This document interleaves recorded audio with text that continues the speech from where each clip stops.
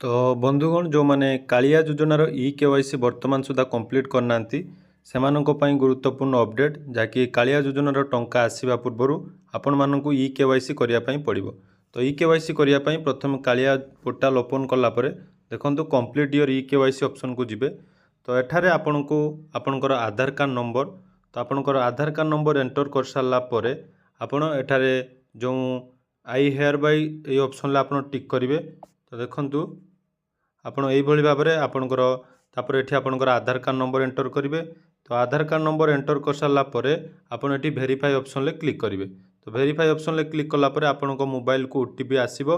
OTP आसिला परे आपण से ओटीपी सबमिट करी जाकि कालिया योजनार केवाईसी कंप्लीट करि परिबे।